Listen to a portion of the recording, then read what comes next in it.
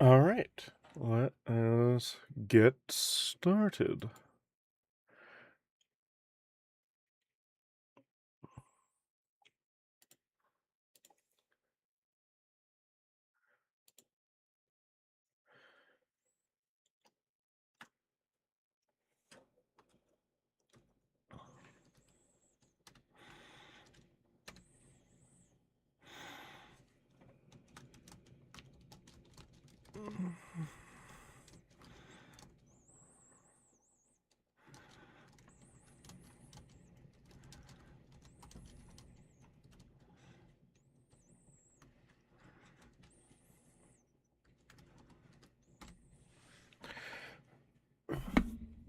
Welcome, Farfalla.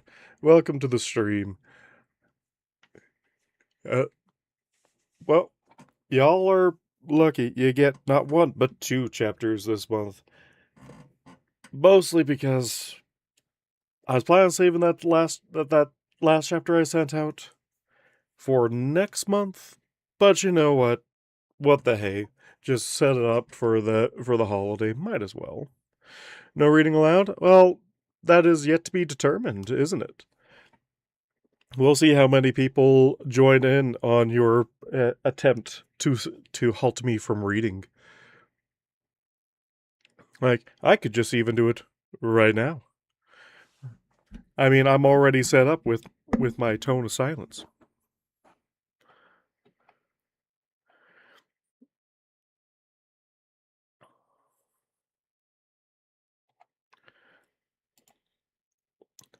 Welcome, Karma. Welcome to the stream. How's it been for y'all? It's been an interesting few weeks for me, I should say. I just beat Spyro 2. Heck yeah, let's go. I haven't. You know what? I gotta say, I never actually beaten any of the Spyro games. I remember playing through one. I just could never. I got hard stuck. I I can't remember even which game. I know it was on the PS1 because that was the only PlayStation console that I had growing up. It wasn't even mine. It was my eldest brothers who bought it. I won't be too active. I'm doing a clear out of my shelves. Spring cleaning. It comes for us all. Best of luck, soldier. All I remember from that game was all the dragons were turned into like emerald statues, and you just had to touch one and it would revive them. And I could not for the life of me figure out how to get to the next area to start reviving more dragons, if I'm remembering right. Also, welcome Seth. You almost snuck in, but we are too good. That was Spyro 1? Okay. So I played through a little bit of the first Spyro, never actually managed to beat it, although I was a child at the time, so I don't put too much weight on that.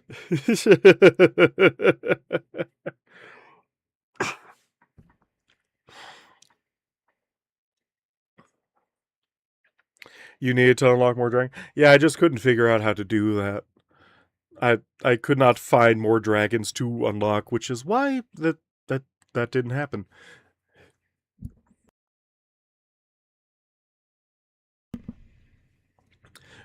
Also, pardon if I sound a little bit off. Allergies have been murderous this year. I usually never get allergies until like a year or so ago, and then they just started becoming really bad, especially this year.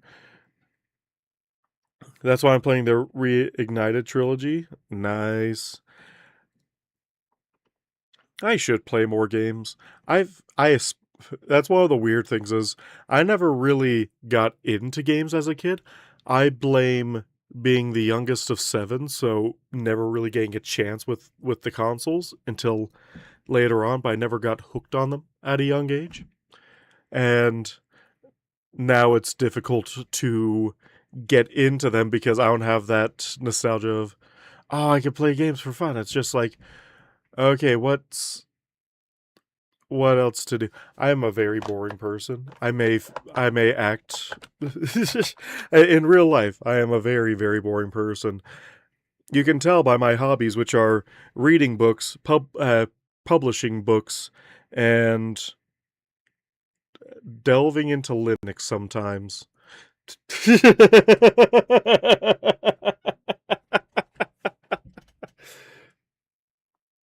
So far, I've beaten Spiral 1, 2, and A New Beginning, and The Dawn of the Drake. Nice.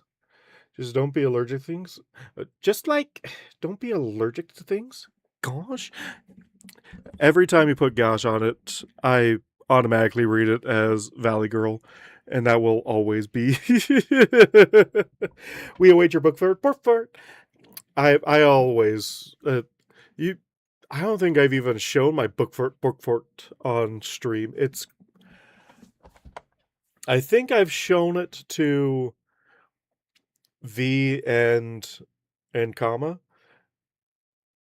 but I don't think, or no, yeah, no, karma, but I haven't showed it to the rest of y'all. I have filled up a whole bookshelf, and I have at least 2 more shelves worth of books. I just need a bigger bookshelf.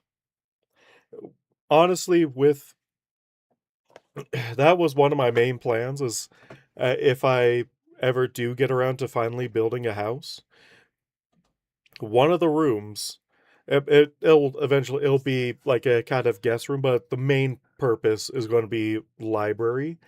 One whole wall will just be inbuilt shelves just to hold all my horse, and these are all just horse books.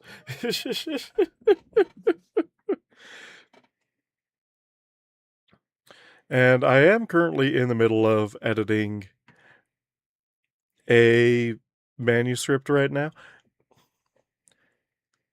Is that the proper... Hold on, I need to find out. Is it the proper terminology to be called a manuscript, or is it still a book that needs to be edited, or that still needs to be proofread for publishing? Because it's technically published, just not physically. I feel like I should know these terminologies, but I don't, so oh well.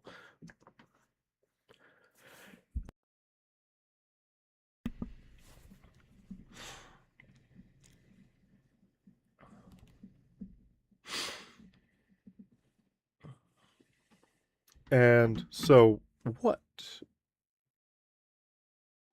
Gosh, I just started that train of thought in the middle of the thought and didn't even realize I had done it until the end. Just know, just like know these things. Like, gosh, I am constantly going to do that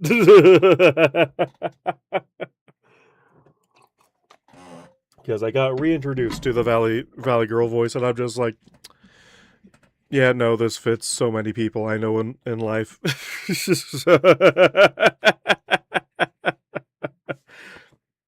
Oh no. Anyways, yeah, pretty much. Let's see. Oh, hold on. I almost forgot something. What is the what chapter number are we in? I feel like I should know this because I should know this. Like, gosh, just because just finished doing it. Is it chapter 58 we're on now? Hold on, let me. One of a kind. Oh nope, nope, nope, nope, nope, nope, nope, nope, nope, nope, nope, nope, no, no, no, no, no. One of a kind. Chapter 57. Okay, so we are on 58. Perfect.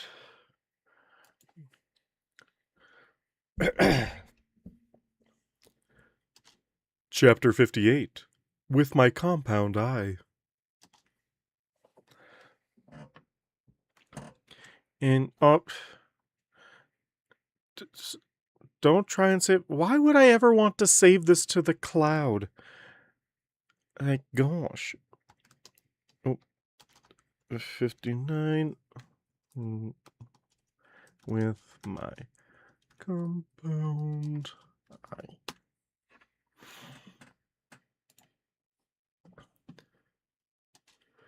Truthfully, I cannot begin to guess what inspired Shining to make his proposal so sudden or in such a place, I admitted, finishing my impromptu report. I am simply overwhelmed that it happened. I moved a piece upon the board, letting the simplicity of the candied land soothe my emotions even as they toyed with my hunger. A blue hoof flicked a card off the deck before us. Gosh, Luna, I've been listening to your speech patterns for like 6 hours a few weeks ago. I should remember what you sound like. Also, did I tell y'all that when I was editing those last 2 chapters, especially the last chapter, I have no idea why, but there were sometimes a couple words, sometimes entire paragraphs just completely missing from the recording. So I had to go back and stitch in new stuff, and I think I did a pretty good job of doing it fairly seamlessly. But so you figured out what chapter we're on? Yes, we figured out what chapter we're on. And it's only difficult because V refused to number them. So that's a whole thing. But what's the plan is that once Idle gets mind whammied, it's going to catch up and match V's numbering scheme so we can get to chapter 62. And so chapter 62 will just be like almost time skipped.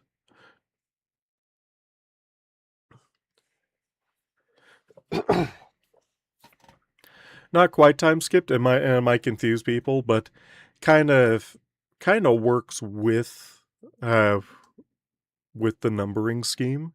And then it'll probably fall promptly out of sync again as soon as he releases another vignette, because I'm still firmly in the place that vignettes are not chapters. They're like side hustles. Actually, I should ask my book Discord.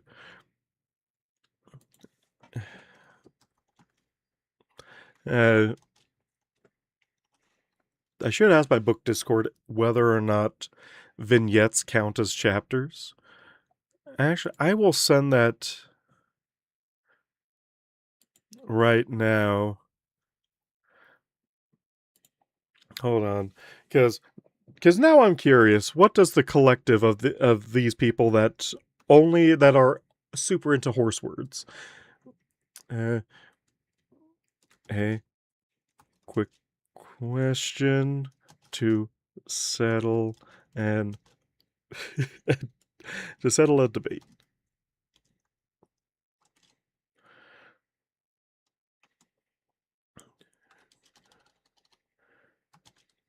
Do vignettes? Gosh, I can't even spell vignette. Hold on.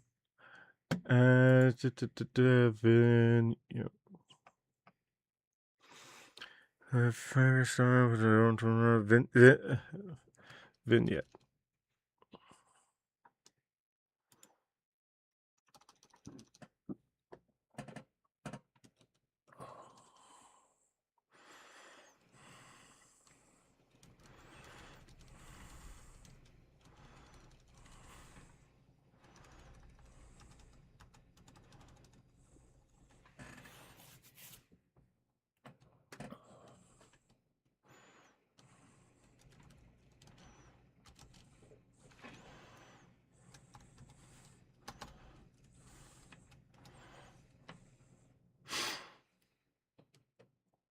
Part of the tradition.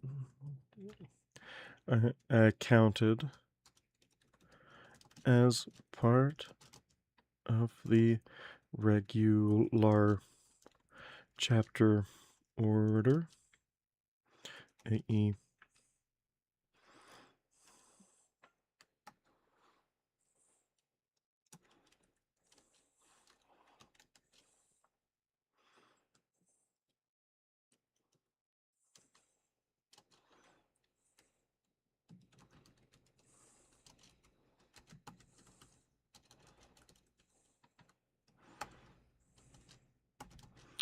or is Or are they considered outside of the regular chapter? Outside of the regular chapter nomenclature. Did I just spell nomenclature first try without... I honestly, I'm surprised. I'm more surprised that I spelled nomenclature first try without. No, I don't think I've even seen that spelled. So we of the book delegation have concluded you don't know what you're talking about. Everything is chapters, even the story description. Sep, I just came here to say that I found you by accident. Watch one of your changeling goods, and I'm hooked. So we'll be watching all those videos. Bye bye, and see you later. Welcome. Thank you for stopping by, Witch Tricks. Hopefully y'all enjoy my work. I hope to be producing much more of it in the near future. Okay, let's see. Chapter no, or part of the, or is it considered outside?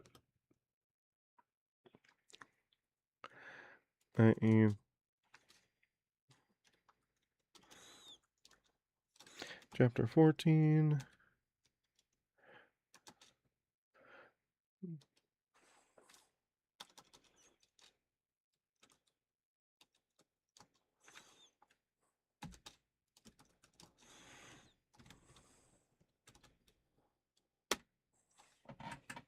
All right, we'll see.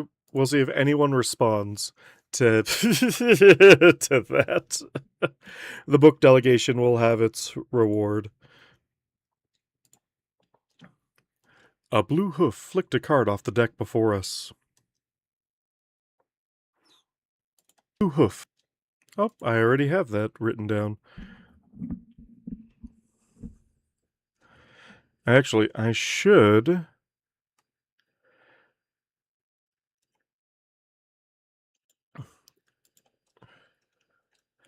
Actually, someone did mention in a forum that rather than having the mic straight on, I should have it just off to the side a little bit. Just so that way it helps reduce a lot of things.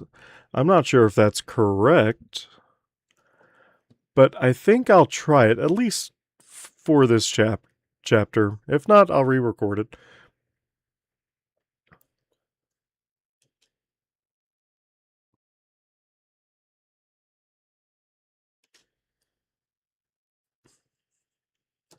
Chapter 58, With My Compound Eye. Truthfully,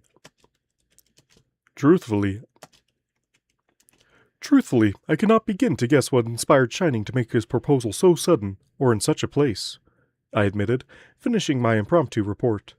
I am simply overwhelmed that it happened. I moved a piece upon the board, letting the simplicity of the candied land soothe my emotions, even as they toyed with my hunger. A blue hoof flicked a card off the deck before us. A blue hoof flicked a card off the deck before us. It is a mystery. No, hold on. That's Celestia, and I think Luna is a... It is a mystery. Do you suppose... It is a mystery. Do you suppose it could have been the... It is a mystery. Do you suppose it could have been the small matter of the parchment I had delivered to his room? Luna's blue gingerbread mare hovered...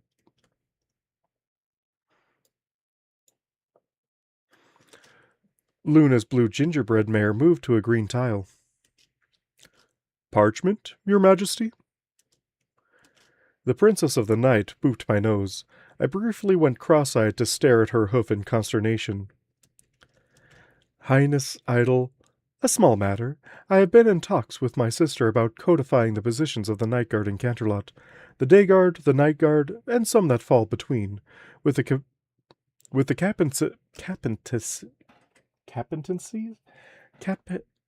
captaincies. Okay. with the captaincies thereof, and since we established it, and shining armor has gone far and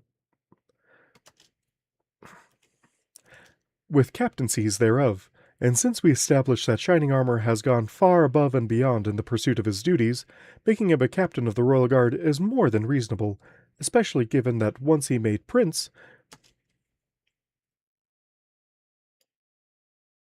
especially given that once he is made prince, the title will simply be absorbed, while not entirely consumed. You have made him a captain? I blinked. You have made him a captain? I blinked. You gave him something he has sought for years to legitimize his relationship with Cadence. On a whim? A gumdrop, while delicious and our own personal variation of the game, warranted the consumption of said candy. A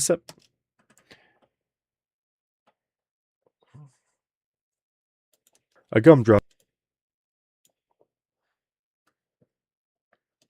A gumdrop. A gumdrop. A gumdrop, while delicious and our own personal variation of the game, warranted the consumption of said candy, a setback nonetheless. And it was not licorice, which was far more bane than boon all around. And it was not licorice, which was far...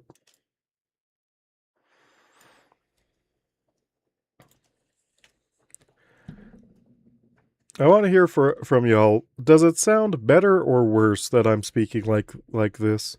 Because honestly, I won't know until the edit, which is mildly concerning, but unfortunately there's nothing I can really do about it because my only monitor is in the microphone itself. So it sounds okay to me, but I don't know if it's coming through on the recording, whether or not that it's good.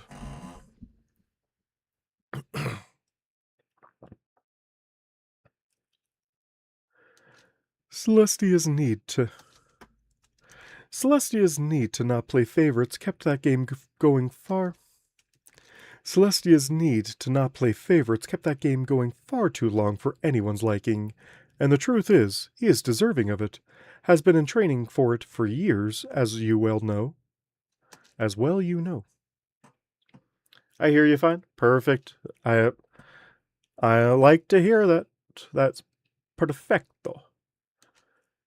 Celestia's need to not play favorites kept that game going far too long for anyone's liking, and the truth is, he is deserving of it, has been in training for it for years, as you well know. Celestia's need to not play favorites kept that game going far too long for anyone's liking, and the truth is, he is deserving of it, has been in training for it for years, as well you know. It is only the current captain's desire to not yet retire that has prevented him from being given the position, and Captain Forsyth has been more than a...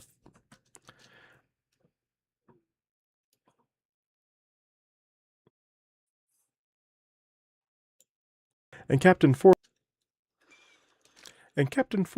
has been more... And Captain Forsyth had more than a few good years left in him. This seemed a good compromise. And Captain Forsyth has a few... And Captain Forsyth has more than a few good years left in him. This seemed a good compromise, and Lieutenant Mockingbird has deserved a position of greater import since...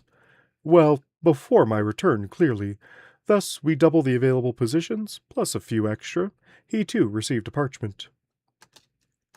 She gave me a toothy grin, and I was immediately beset with smugness. I believe Neram's jaw quite nearly fell off. I frowned, trying to pierce the fog of shared emotions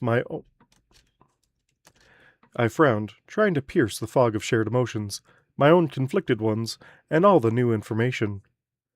Wait, you made Shining Captain, and you did not think to tell myself or Cadence this was happening? Well, I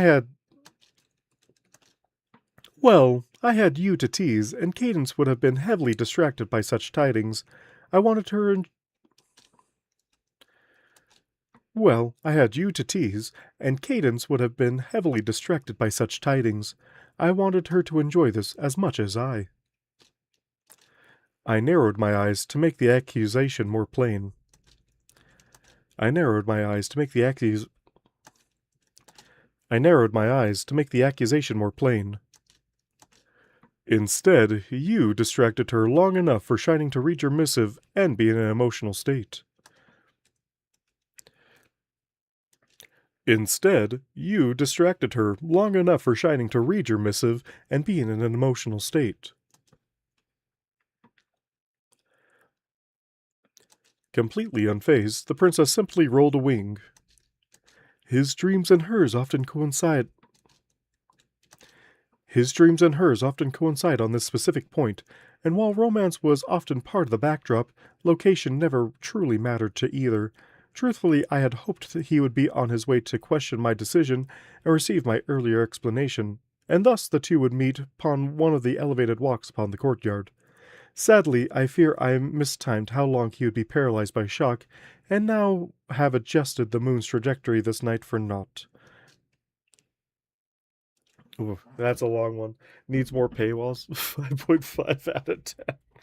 Are you talking about Spyro? Or just positions in the guard?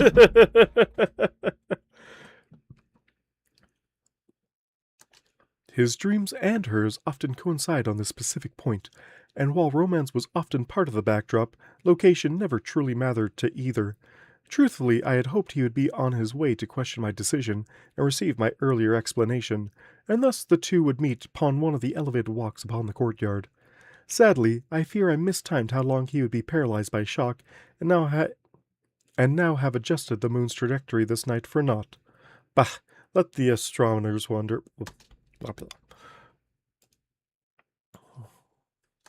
Bah, let the astronomers wonder.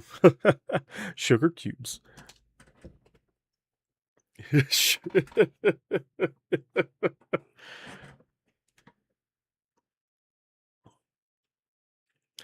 Bah, let the astronomers wonder. Ha ha, sugar cubes. I don't know why that got me so much.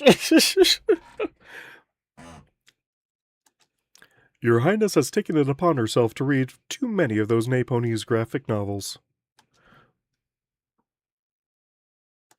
Princess Luna had the good grace to blush.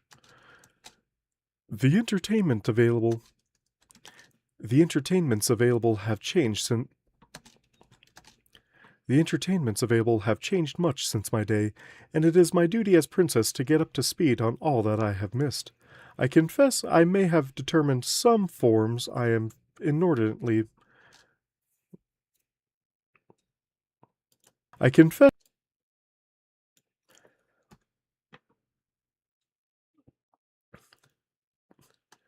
I may have already determined some forms I am inordinately fond of. Comic books are fascinating to the young. Thou wouldst not believe the number of dreams those play a part in, of ponies playing their favorite heroes. Games of chance are hardly new, but there is a new building called an arcade. That seems very interesting, though I have heard the ones in Manhattan are better than any you will find in Canterlot. But should one start with the best, knowing that all that...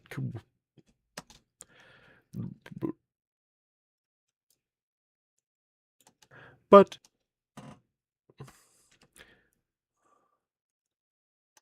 But... But should one start with the best, knowing that all that come later will be a disappointment, or... But should one start with the best, knowing that all that come later will be a disappointment, or wet one's hooves on what is available locally, to say nothing... Gosh, this is a hard... I don't know why this is such a hard paragraph. But should one start with the best, knowing that all that will... But should one start with the best, knowing that all that will come... Ugh.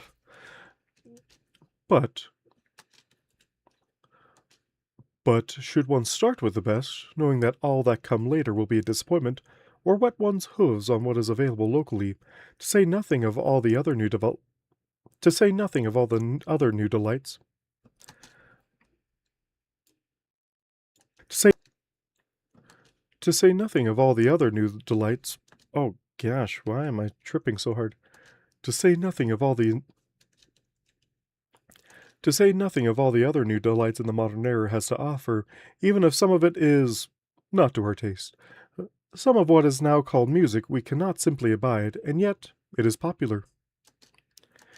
She gave a shrug as I moved my own figure to the next colored knot square that we...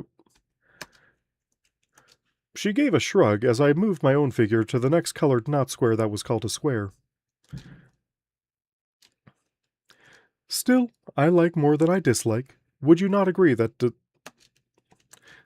Still, Still, I like more than I dislike. Would you not agree that the discovery itself has meaning? Yes, for example, there are these wonderful candies called caramels. Yes, for example, there are these wonderful candies called caramels. Yes. Yes, for example, there are these wonderful candies called caramels. Luna snorted in mock outrage. I personally pronounce them caramels, but I know that Idle is proper enough that he'll probably pronounce it as caramels, given that he would probably see all the letters in a word and uh, and just be like, yeah, you have to pronounce everything. He would also be one to say aluminium versus aluminum. It would be a very weird mix of English and American English and British English.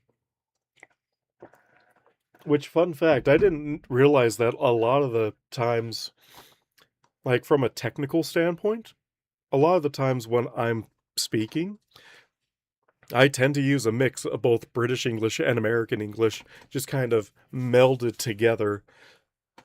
And I only found this out while I was editing a manuscript for one of these stories where I'm reading it out loud and I'm like, okay, yeah, this reads correct, and the program's like, do you want to change this to American English like you have in your settings, or do you want to keep it British English? And I'm like, wait, that's British English? That's just how I've been talking my entire life. I'm nowhere close to Britain.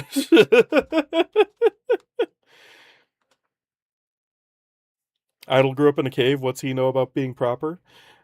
It's not that he grew like it's not that he knows what's proper.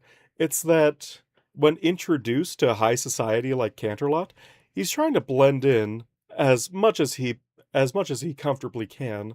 So what happens is that he probably heard from a sweet shop that's called a caramel, and is like, "Yep, that's how it's pronounced always." And he he technically won't correct someone who says caramel.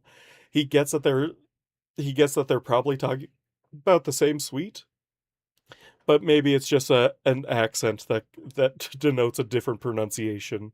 So if he were to go somewhere else, he might start pronouncing it more caramel to fit in with the local populace.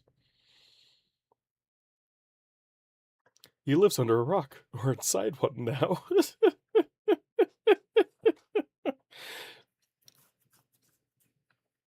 I am a rock.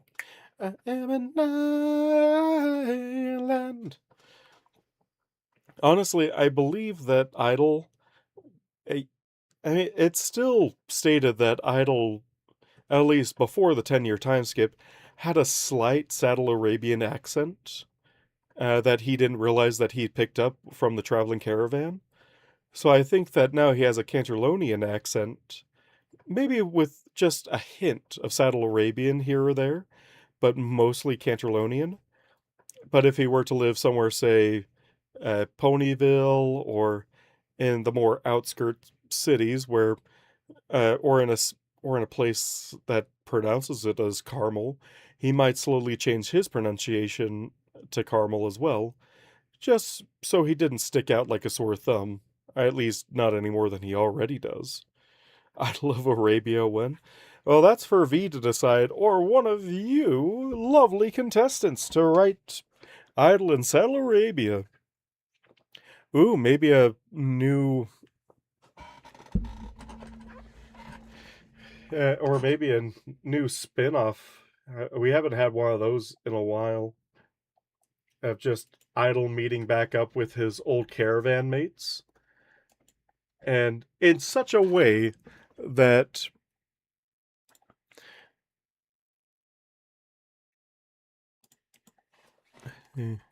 Hold on, I need.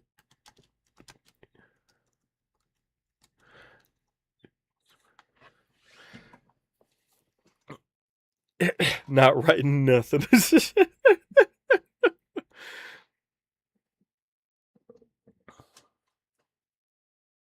That's up for me to write. I don't have the energy to watch Lawrence of Arabia. Is I've never heard of that. Is that a movie or a show? Because I definitely have not watched or heard of either.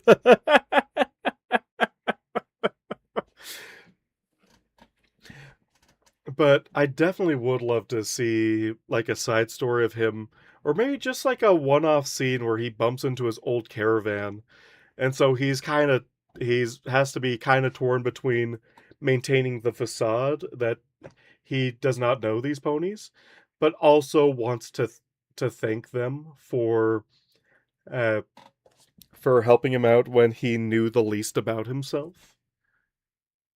Maybe he could even reveal that he was Sandy, but he accidentally it came upon a failed transformation spell that kept him locked in that Pegasus form until he eventually was cured over fully reinstated to his unicorn self. Seems like a very convoluted lie, but hey, it's magic and pony madness. It probably will work out something like, akin to that.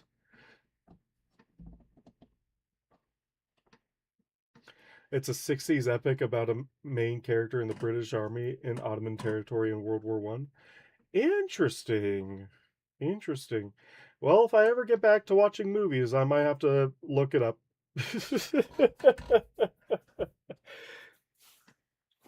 But yeah, Idle transformation spell gone awry. Also gave him amnesia. So he just went around as Sandy until the spell wore off, and been slowly regaining his memories ever since then. That could be a way for him to be reintroduced to his old caravan, since he still can't reveal that he's a changeling to people. Oh no, he did reveal he was a changeling to people. He probably wouldn't want to reveal he was a changeling to the first people he ever met. Ben Hur is good as well. I hear about Ben Hur. I have no idea what it's about, but I'm going to look into it one of these days, probably.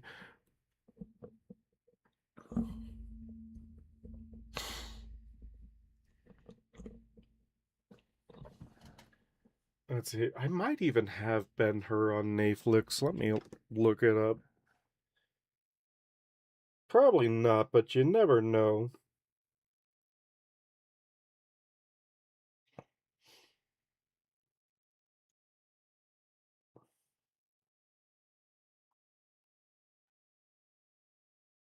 Let's see. Do I have?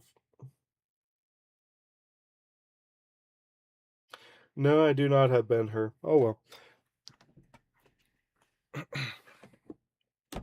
The 1959 version. It's always the older movies that are very well done. Interesting.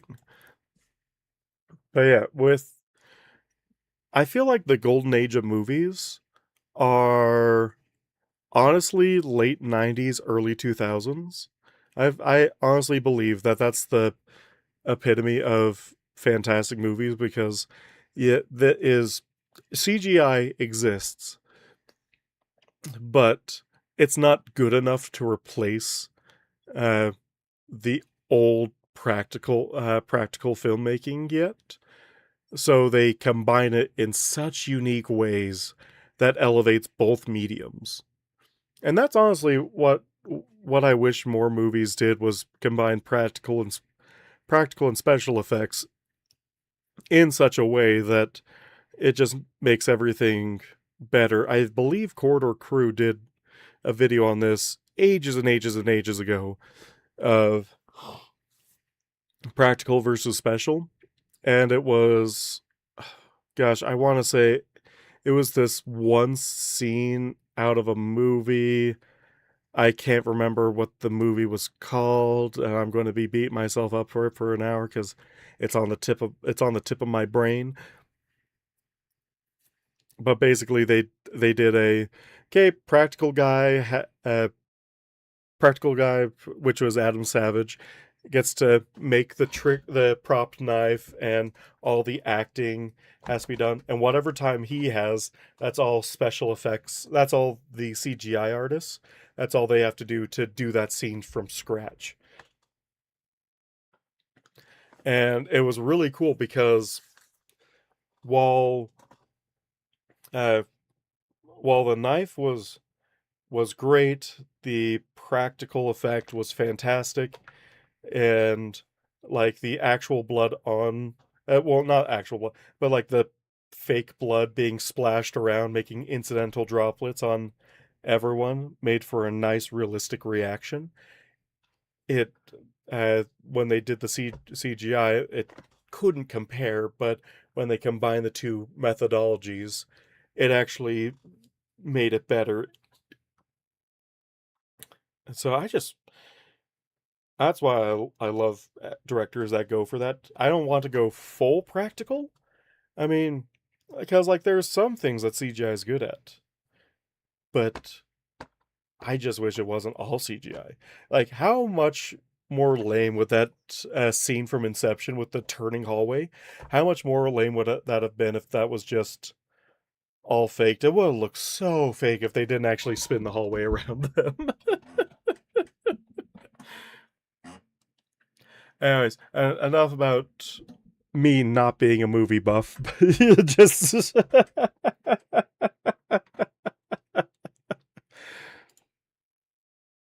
the Lion King bloopers and outtakes. I never watched the reanimated Lion King, the new Lion King movie.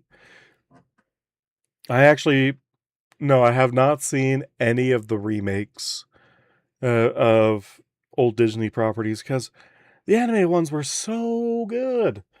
They couldn't hope to match a candle to the OGs. There's always a charm to seeing practical effects in a Star Wars movie. Absolutely. And like, if we go to more modern movies, Project Hail Mary, Rocky's practical. And like maybe one scene he's full CGI, and you can tell that he's full CGI. Like there's something off about him, even though they tried to make him look as close to the puppet as possible. There's just some sort of magic that happens when it is a full practical character. And my timeline has been bombarded with nothing but Project Hail Mary clips right now, and I'm just like, I still need to watch the movies. It's free on YouTube right now, and I need to snag it before I have to pay to watch it.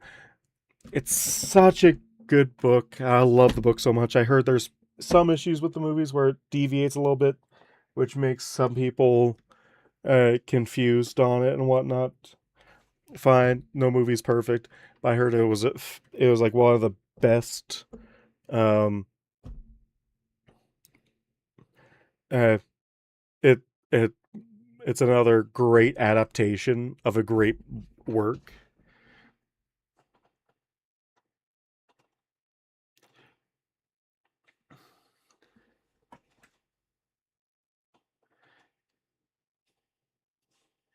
Yeah, Rocky's mostly all practical. Yeah, they have a puppeteer, and the voice of Rocky. They wanted to get like some famous actor to do the voiceover for Rocky, and but then they had the puppeteer do it, and they're like, nope, it has to be this guy. He's just so in tune with the puppet. So it's him. So it's the main puppeteer doing the Rocky voice, and then it's like four other people just crammed around him to move all of Rocky's various limbs and whatnot.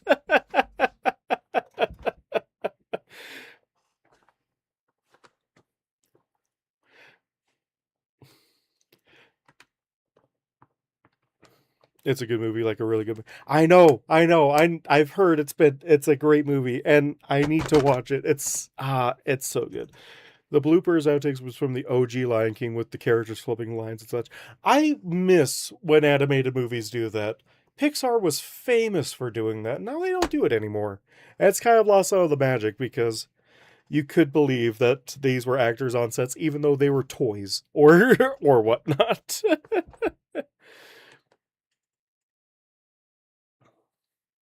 So, from what I heard, is that in the movie, they kind of compress time a bit, which makes sense. The stuff, from what I've heard, the stuff that they cut out makes a lot of sense. Like Grace and Rocky learning each other's language, that took place over weeks, if not over weeks, if not months, slowly building up their knowledge.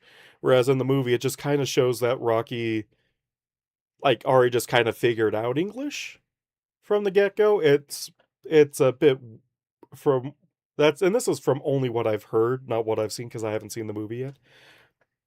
And I'm like, that's fair that they didn't have to just like that they didn't focus on them starting from zero and building their way up. But I also heard that they focus less on like they didn't really reveal about each other, like how Rocky's people didn't know about radiation because their atmosphere is so thick, and that like while they didn't figure out relatively, they just had so much extra fuel on board because they just wanted the ship to go as fast as possible and so they were like, well, more fuel means less travel time. So he has like way more than he needs. So it's not like in the movie where he gets home 6 years slower. It's that he just has way too much on board already, and that he has way too much on board already, as well as have just Iridians being basically supercomputers, and uh, and I heard one of my favorite lines got cut out from the movie too, which is like, "I am big scary's good. I am big scary space rock." Or big scary space monster. You are leaky human. Or no, you are leaky blob.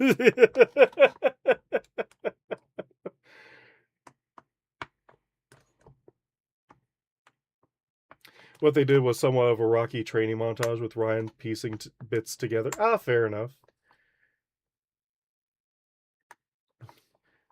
My face when the atmosphere is so thick that uranium isn't radioactive.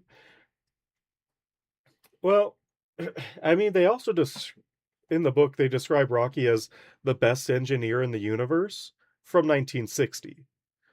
Like Rocky's planet is fairly primitive uh, in comparison to in comparison to Earth, but they are all supercomputers basically. They're mentally a supercomputer. there was a there was also another scene with the same tablet on Rocky to show he figured enough out. Ah, fair enough. Also, the eating scene was a bit different. Like there's like small changes that they made to, from what I heard, improve the comedy, which the book is deeply funny as well. But they just tweaked it enough to make it more for a visual. I will say, if you have a chance, listen to the audiobook version of it because it is so great. I love Strat's character. From what I've heard of Strat's character in the movie, it's slightly tweaked from Strat's character in the book. And Strat's character in the book was so good. I love Strat's character in the book.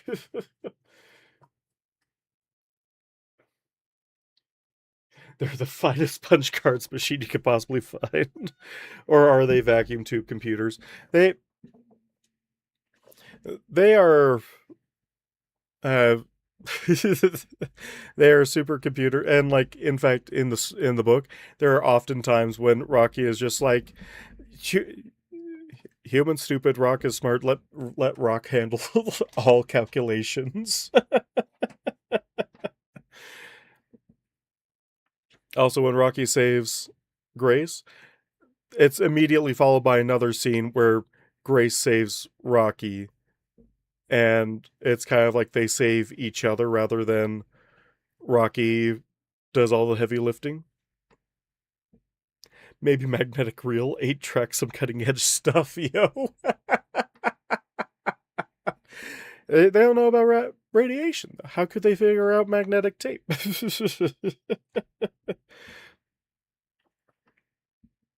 Also, I get why they didn't do it, because it probably would have been a nightmare to design. Meraki's wearing clothes the entire time. He's supposed to be wearing clothes. He's supposed to be like in a jumpsuit.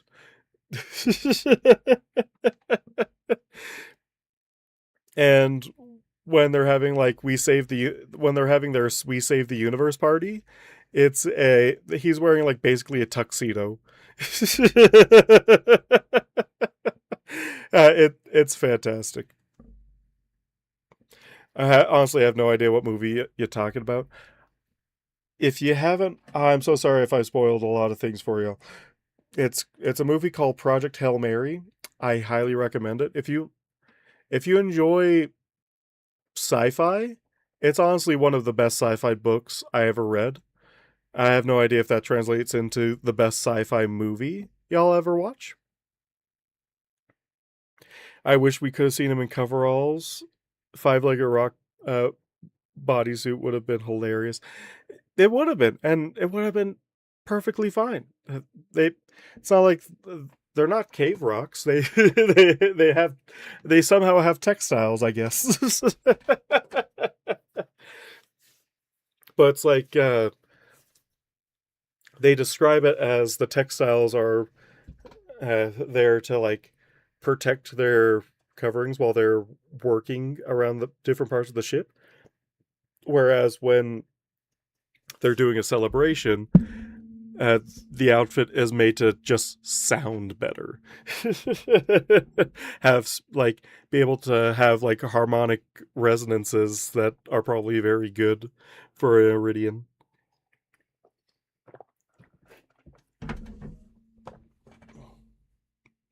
And also, the reason why I always recommend the audiobook over the regular book is because in the regular book they just have Rocky talking and nothing else.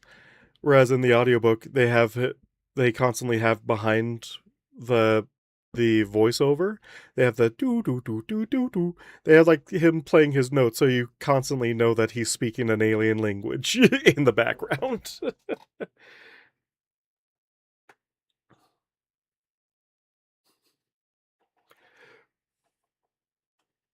Riley and Grace rescued the planet with a rock and a bottle of gas bacteria. Oh yeah. Also, I'm gonna share some pictures that I found. I love the people that are making Iridian OCs, because they are so good, and I love each and every one of them. I mostly found this one that named Prism, which is which is oh, I can't remember what uh stone it's supposed to be uh mimicking, but it's that beautiful like rainbow. Uh, what is that mineral called? I am rain. Oh, no, don't search. I want rainbow.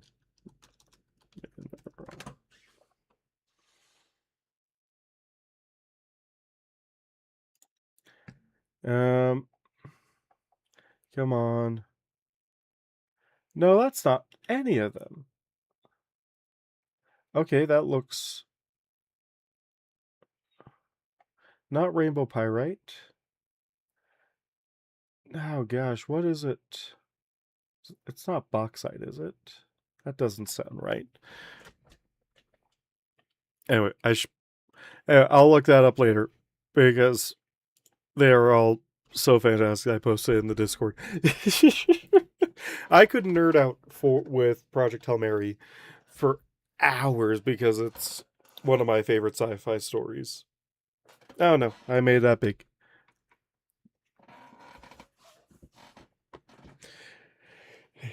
But yeah, if you haven't had a chance to watch it, especially if you have YouTube Premium, you can watch it for free, as far as I'm aware.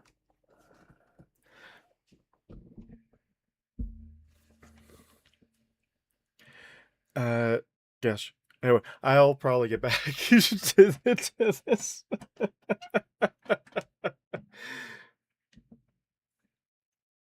I also love the plot twist or no, I'm not going to even talk about that because there's people in chat that haven't seen it yet, and I don't want to spoil it.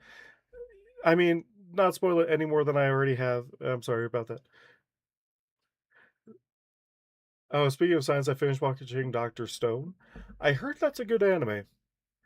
Probably still not gonna watch it. Mostly because I'm sure my friend wants me to watch it, and we currently have a thing going on where he has to read at least 10 chapters of Changeling of the Guard. Uh, and once he does that, I will watch whatever anime series that he chooses, like within reason. Like I told him, you're not going to get me to watch One Piece based off of 10 chapters. It's got to be like you have to read the entire thing if you want to watch One Piece. And he's like, no, I get that. And the thing is he wants to read this book. He just doesn't make enough time for himself. So this is more of an incentive to get him to read more than it is to get me to watch anime. I'm like, I will make a noble sacrifice to watch anime just so you can read this story.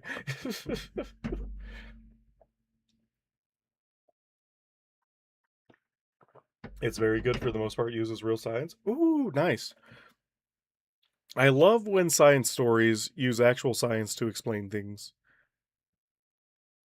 which is why I really enjoyed both The Martian and Project Hail Mary so much, as well as The Expanse. The Expanse, oh, such a good series. But Project Hail Mary, that's always going to be my number one recommendation for anyone. Like, what's funny is I read it. I was talking about it with my roommate and his sister. His sister brought it up to their dad because he was looking for books, and so she recommended my recommendation. Still hadn't read it, by the way, and then he read it, and then he's like, "No, you have to read Project Hail Mary." He was immediately on board, and anytime he made a new recommendation to her, she was like, "Do you want me to read this or Project Hail Mary?" And he's like, Project Hail Mary. Every single time. I'm like, yay!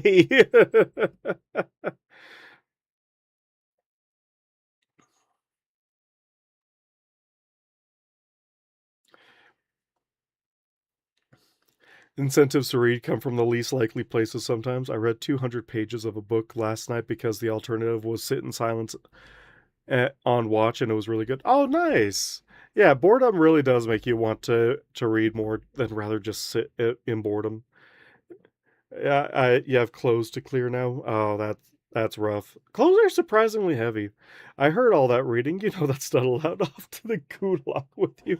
Am I being put into a cell next to Drake? We have the reading cell and the non-writing cell. It was book 2 in the Human Reach series, which is basically the expanse of humanity made the protomolecule base and got across the stars with it of it really getting. Ooh, interesting. That actually kind of reminds me of. Oh, um, I'll need to look into that series then because another space series that I really enjoyed. I haven't finished it yet because I go through periods of wanting to consume all these audiobooks, and then once I get like one or two done, depending on how long the books are, then my interest just peters out, and I have to fill in the time with podcasts and music and YouTube videos, and then I'll fill up to listening to things again. And the last time I did this was with the Bobaverse, which is about a guy who died but had a brain, but they saved his head, and they did a brain scan of him so that he could be a computer.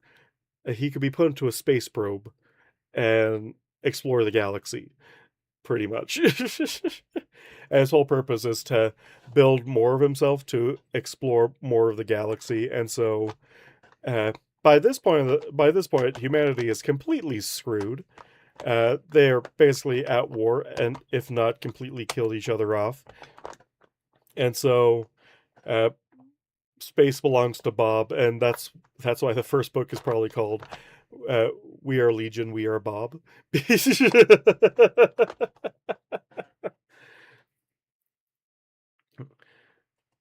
Yes, very good series, and at least the space combat is really rather well thought through and its application fix. Oh, nice. Oh god, my back is so bloody sunburned. That's why you wear a shirt. Yeah, just wear a shirt. It's fine. I wear shirts all day. I wear whole polyester long sleeves in 98-degree heat because that's part of the uniform and it's part of my PPE. So I have to do it, even though it sucks. It's only 2/3 complete, and the author was on hiatus, but he's since finished writing for the game of Terra Invictus. He should be getting back into finishing the series. Nice. Baba versus Great, my favorite isekai. Honestly, it is pretty much an isekai.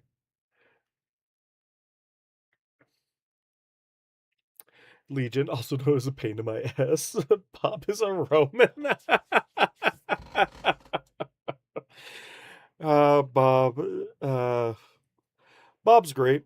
I also love the Australian dude. Anyone who's read the book knows the Australian dude.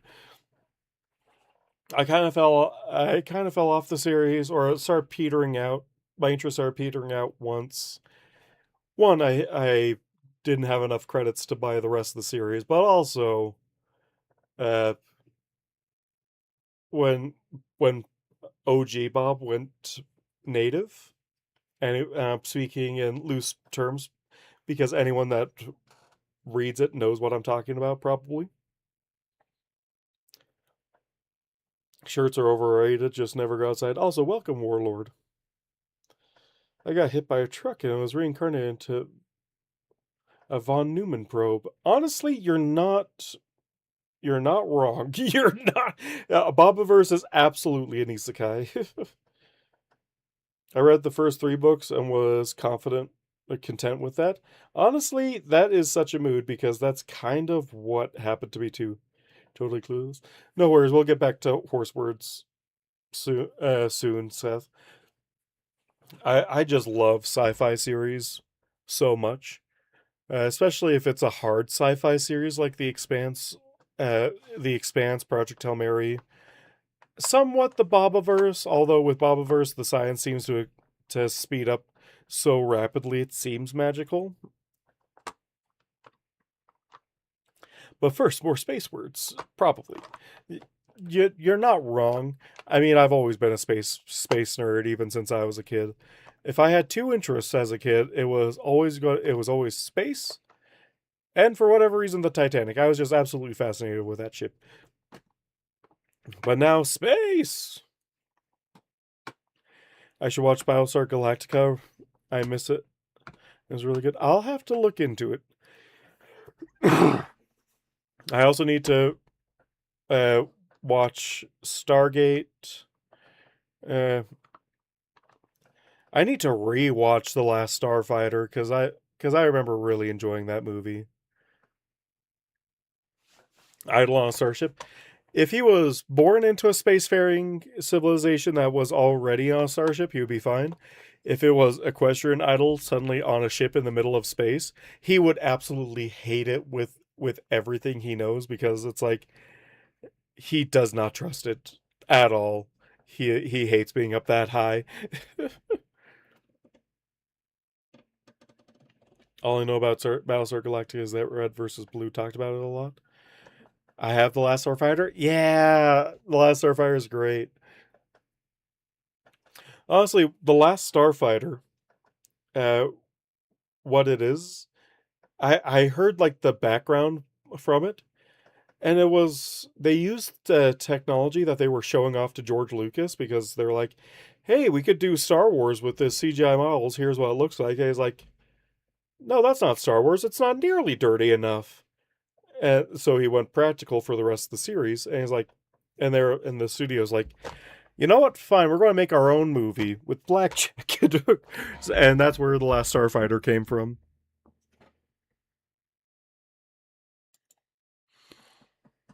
A simple scene to show what you can expect from the show.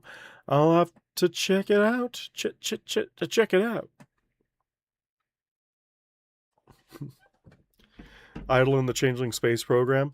Oh gosh, Idle in the space Changeling Space Program. Hmm. Idle as part of the Changeling Space Program. I think he would not enjoy the fun machine. The In fact, all the drones in Changeling Space Program seem fairly simplistic, at least at the start of the story. I haven't finished reading it. I know I need to finish reading it, but I stopped after Chrysalis almost like died one time, and I'm just like, and then lots of things happened. I think I was mostly reading it while I was donating plasma. Then I had to stop for a while because it was middle of COVID, and it was just just a whole thing, and never had the chance to get back into it. But yeah, CSP, great story. Loved reading The Martian. I actually own The Martian, uh, like hardcover, but I need to get a second edition of it because the first one I had a misprint, and I didn't realize it until like 5 years after that campaign ended. But because I grabbed it because I'm like, ooh, this I love The Martian. I'll grab The Martian and eventually read it. And then I started reading through the hardcover to read into it, and I'm like, oh, this is great. Then I discovered that it was misprinted and all the chapters were out of order. No, so I had to finish my read through digitally.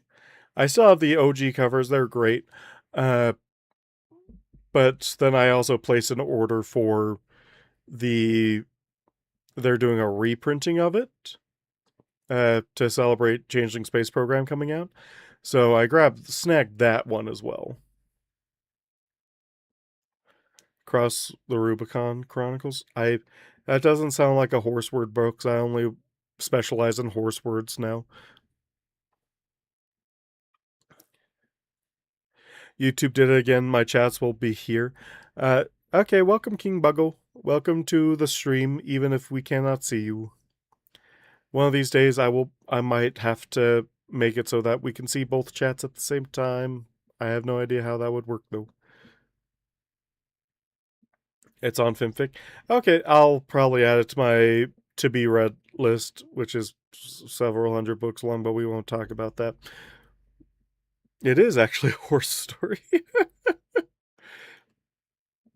The drones are portrayed as inexperienced. They aren't unintelligent, but they are resilient enough that danger doesn't really register to them, and they have a poor grasp of nuance. That you know what, you're not wrong. Do you like Halo? I have played through most of the Halo games. I didn't get into the Halo series until much farther along, but I was still a child when I played Halo 1, 2, and 3. And I remember really enjoying those games. Funny thing is, I accidentally on purpose played them in reverse order. I started with 3, then 2, then 1, and then I played Reach. And honestly, Reach is one of my favorites in the franchise. 4 is also pretty good. I didn't get the story, but I thought the Diadact looked cool, and I loved the idea of like all the enemies and the weapons being like a digital manifestation. I thought that was pretty neat concept for a character. When it just revealed that Librarian was also there, I'm just like, I thought all these Forerunners were like dead. That's like, oh wait, no, there's actually two more. I'm like, okay, all right, I will just keep on keeping on. And I thought the story was cool. I didn't understand the Cortana thinking herself apart, but I thought it was neat. Her saving Master Chief at the very end was very sweet, and I feel like that could have been a good send off for the series. And then I heard Halo 5 was, uh, but then I heard uh, Halo 6 being all right.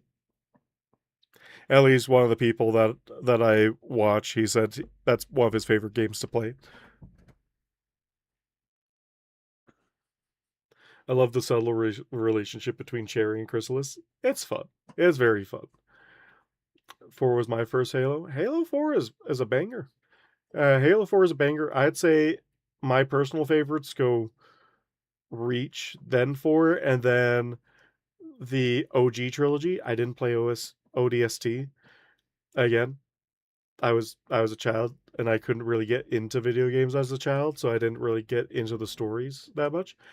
I want to see if I can manage to grab the Master Chief collection one of these days and replay through all of them. If you like the lore, there's a fanfic I'd recommend called Halo First Fleet about an ODST dad named Duncan fighting in the war and occasionally being able to 112 chapters and ongoing. Oh geez. The new studio made big changes to lore after 3. Yeah, that's kind of what I've figured.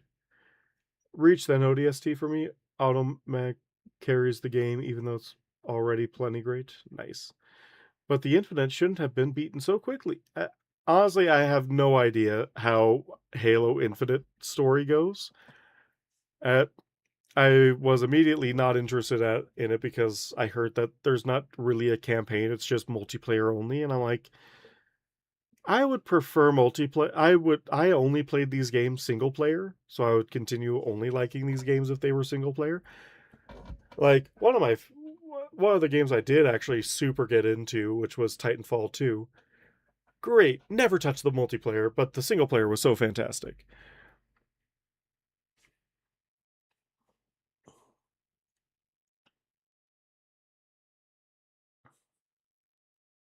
Her thinking herself to death is redundant code that's burning and breaking her core. Yeah, I figured.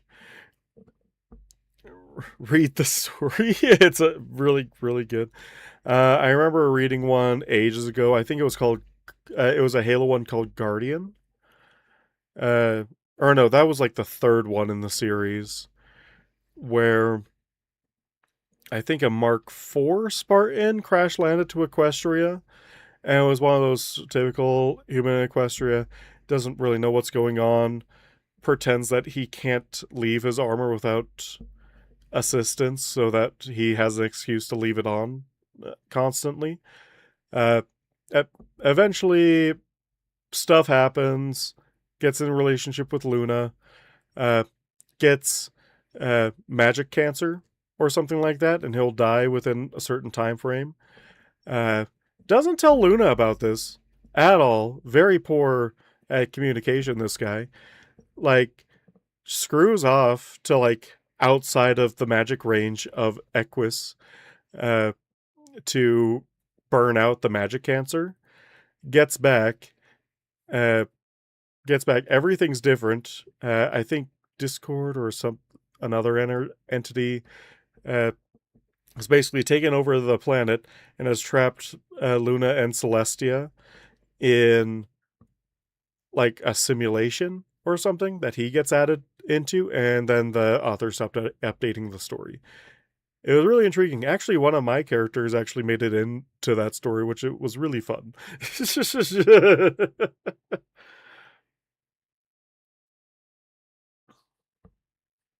There is a campaign. The multiplayer is just free. Oh, gotcha. Magic cancer. It was something like that. He was cursed or something that he would that he would die after a year after slaying something. So he slayed it because it was a threat to all of Equestria. Spends the last year, uh, his supposed last year, until Discord, who he made friends with, is like, since it's magic based, if you get out of Equus's magic field, it will burn itself out, but it's going to take like 300 years. So without telling Luna, he just screws off to spend 300 years outside the solar system of Equus, so that way he can cure himself of magic cancer.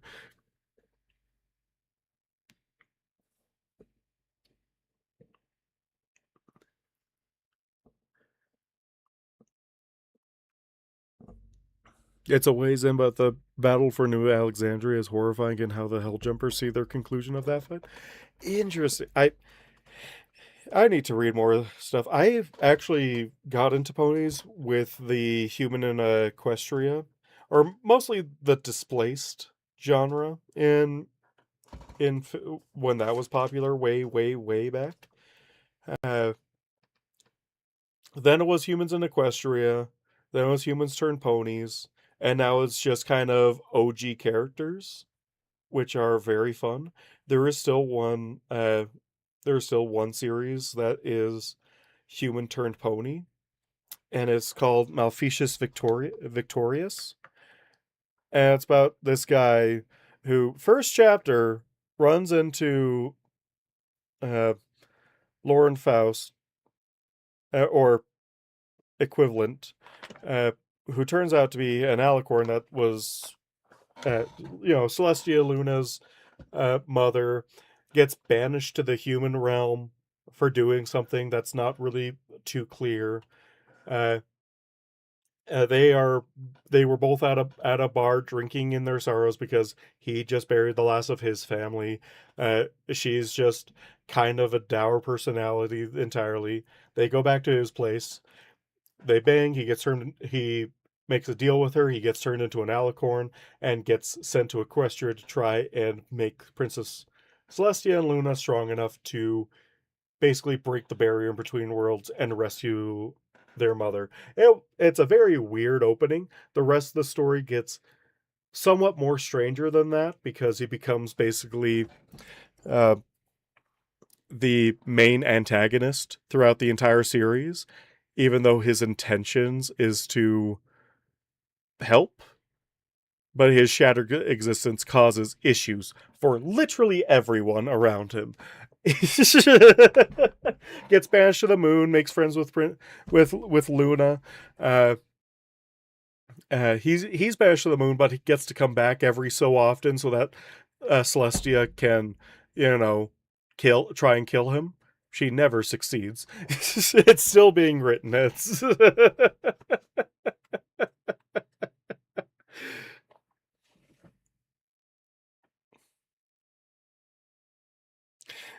Luna, where's my human? Have you heard of bloodletting, Spartan? You son of a bitch, I'm in. That honestly, from what I remember of that fic, that's pretty much how it went. I'll actually see if I can find it. Uh,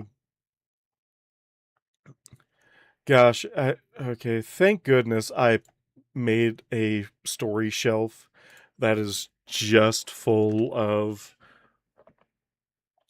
uh,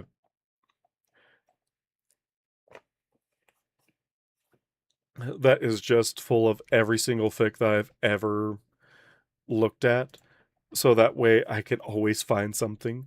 And even if I don't like the story, it gets added to the library, so I can just be like, "Oh, I have read this. I didn't like it, but it'll still be added to the library just so I don't get my hopes up again."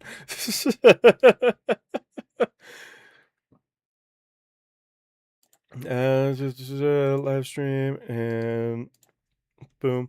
This is like three stories. Um, the Return of the Guardian. Yeah, that's pretty much it. With the battle over and the changeling threat gone, Al can settle down his fears. But but what if something haunted him as every waking hour secret can threaten many things? Yeah, so that's what it was. So the magic cancer was basically a curse laid on him by Chrysalis, uh, as he was defeating all the changelings, and it was basically like a love curse or something along those lines. So it's a trilogy. It's Guardian Sacrifice, Return of the Guardian. If you're talking about the one where guy turns into an alicorn, that is Malfecius Victorious. I'll see if I can remember. Oh gosh, it's such a long fic, but it's honestly pretty good. Um, oh wait, no, it should be in my currently reading library. Come on, button list updated.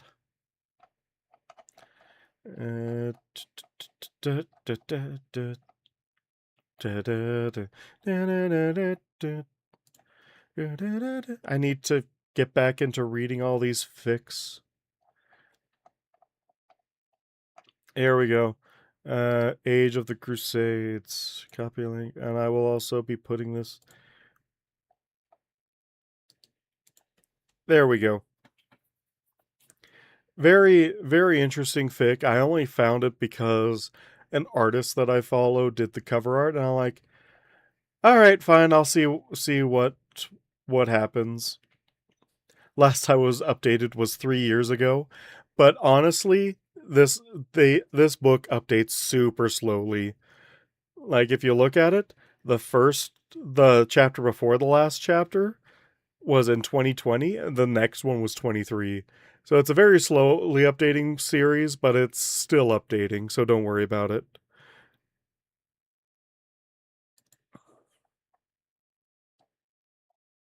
Divine Intervention. I will have to look into that. Again, my read it later list is almost 400 books long. It will be a while. I sometimes go over that list to be like, not interested in this one anymore. I'm not interested in this one anymore.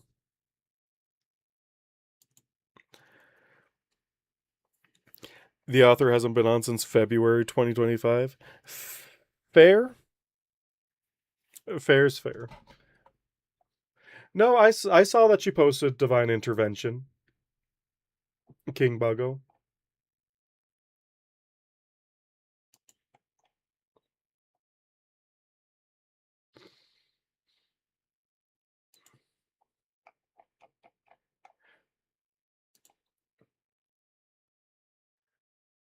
I got looking for fanfic crossovers. If you want a great fanfic crossover, I think I've actually mentioned this a few times. I do recommend The Bridge, an MLP Godzilla crossover. Great stuff. Great stuff. And let me snag this one as well.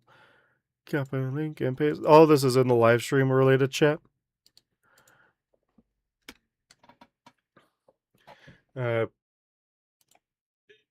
We will eventually get back to reading the story. Maybe not this week, but maybe next week. I also have 500 unread chapters on Fimfic, and that does not count in the read it later show. Oh, no. So you misunderstand. In my currently reading, I have 778 chapters that are unread. I have 25 stories in the list of my next books to be read, and then I have 355 stories that are to be read eventually. I have two different to be read later books, and I still have over 700 chapters still unread in my main library.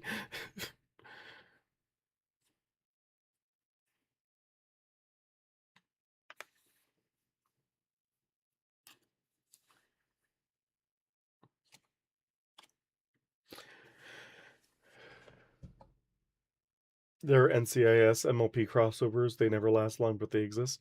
Yeah, that's fair.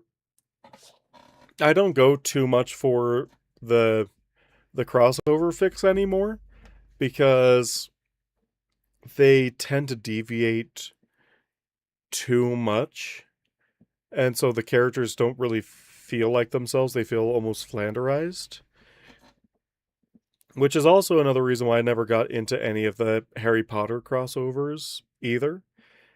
Because while it could make sense for them to open up a portal to Harry Potter World, it doesn't feel likely that they would be able to open up a dimensional portal from Harry Potter to Ponyland, because even teleporting is hard for them, let alone crossing the dimensional barrier. So, like, the magic scale just doesn't work too well for me. And while I would love to, like, I did see one fic where it was uh, a Toph crossing over into MLP. It also just didn't quite work. The closest one I've had that did work really well, other than the bridge, uh, and mostly the bridge because I never watched Godzilla at all. So this is honestly my first time interacting with these characters, and they are fantastic. I love Space Godzilla. Godzilla is honestly one of my favorites in this series. Although Godzilla Jr. is also very fun.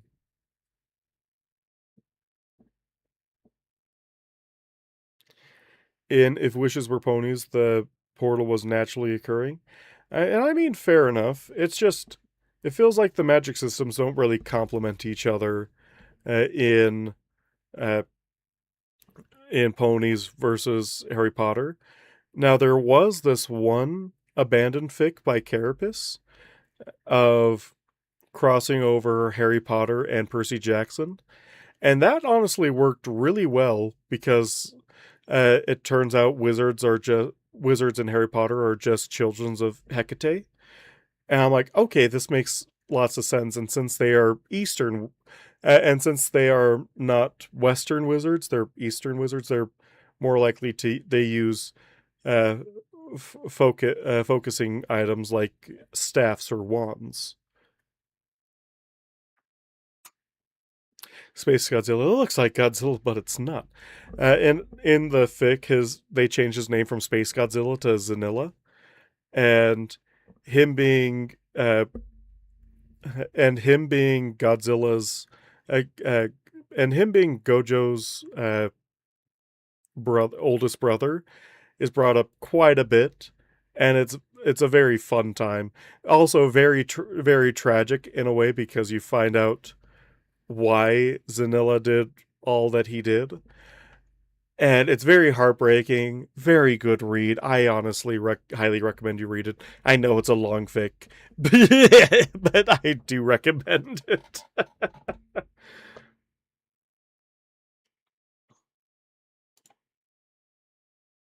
Hecate got around. I mean, she's the goddess of magic. Of course, she's going to be around nearly everywhere the gods were around. And honestly, it only makes sense for uh, the torch of Western civilization, which is where the gods are moving around, to eventually be in England at some point in history, because it was the Greeks, then the Romans, then probably vaguely Europe-ish, probably Great Britain at one point, before getting over to America. So Hecate's children in England absolutely makes sense. Recently read a MLP Harry Potter fic where Sunset arrives in a different human world and winds up meeting Luna Lovegood and becoming her familiar. Pair have enough to do running with the Fae. Ah. Hecate was the lady in Living La Vida Loca.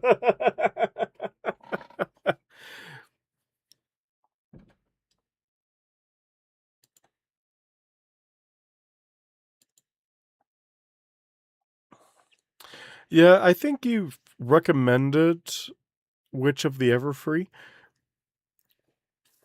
Um, but yeah, like I said, I don't really read too many crossover fics nowadays because I do love seeing the author's imagination run wild with their quote unquote own IP. which is why I really enjoyed Full of the Forest and its entire series, to the point where I'm actually drafting the manuscript so that it can be printed, and like the first 7 books can be printed. Either the first 7 books can be printed, or I'm on book 7 of the series. I can't remember which one. Uh,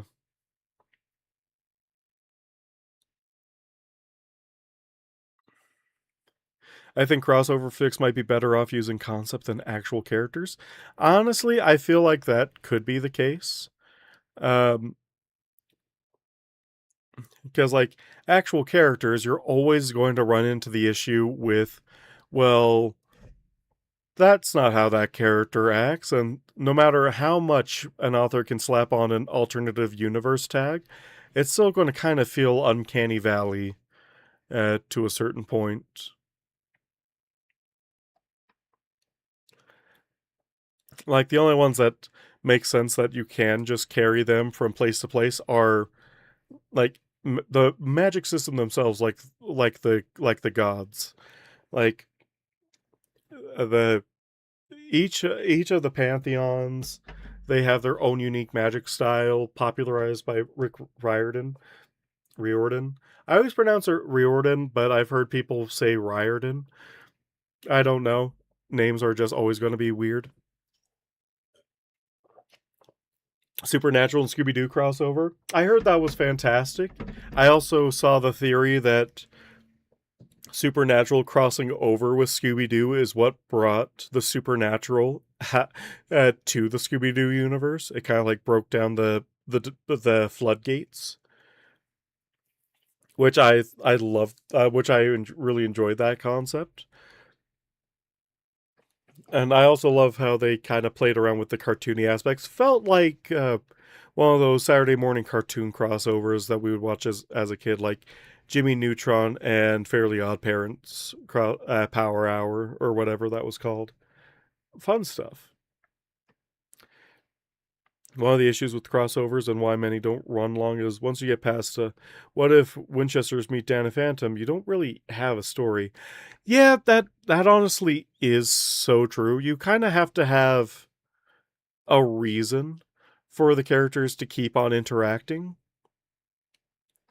And like most of the time that's solved by like a big bad that escapes from one reality into another, so you just end up teaming up with that reality in order to help bring down the big bad, which is one that I've seen most often. Scooby Doo also has a DC crossover too. Yeah, Superman and or Crypto and Scooby Doo. I actually have that movie, even though it was never publicly released. I still have it. Don't worry about it. Also, I need to finish watch. I need to watch that movie or finish watching it. I watched like the first 10 seconds to make sure that it was in English before adding it to everything. um, but yeah, the Godzilla crossover it works really well because they were actually shoved into the pony universe, and they're constantly trying to find a way to get them back into their own universe, but the dimensional barrier is just so strong that it's really hard. It's nearly impossible for them to break down that barrier because it's so strong that it's stripped the kaiju of their massive form, and they have to have something equivalent to the power of the elements or an alicorn in order to regain their original form, and even then, only only for a limited amount of time. So you can actually have these characters not just hulking behemoths, but you can have character arcs with them and like have healing happen, and it's a very sweet story, and with them connecting with people that honestly they would never be able to connect to on a personal level because uh or normally just because of what they are. Also, Mothra became a changeling queen, which was funny.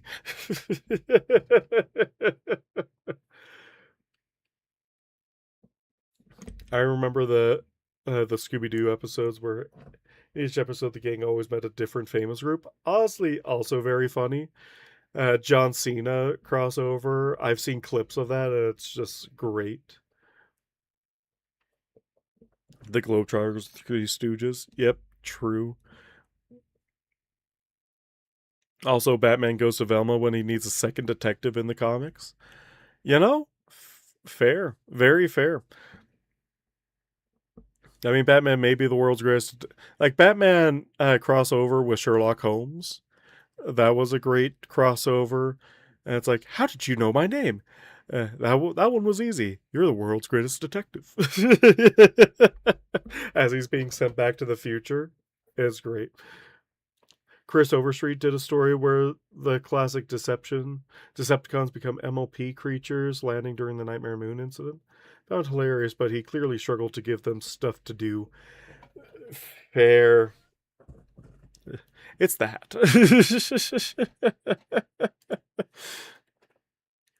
uh Gosh, this wasn't so much a crossover, but there is one by Snakeskin Duct Tape, which is um oh gosh, what's it called? My Life as a Bipedal Quadruped. That one turned out really, really good. And the main story is over. Now they're kind of in a pseudo sequel kind of thing because the main conflict ended. Now it's kind of like the start of act like 3 or 4, but you could easily end it off where it's at right now.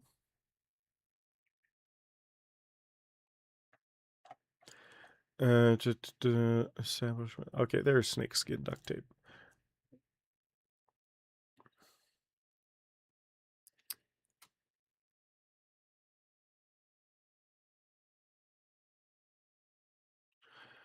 Oh no, he published something like on my birthday, and I didn't hear about it till now.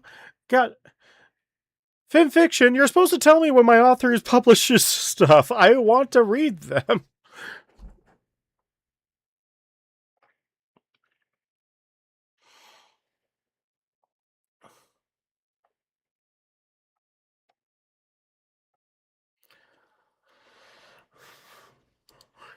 Hold on, I need to now add that to my to be reading later list.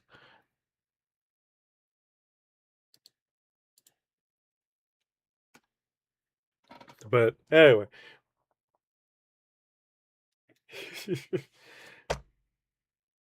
The Great Mouse Detective, just a really underrated movie. I need to rewatch that. Honestly, I remember reading it ages and ages ago. Now I need to rewatch it. Yay! Farfall is done with spring cleaning. Woo! Just in time for the stream today.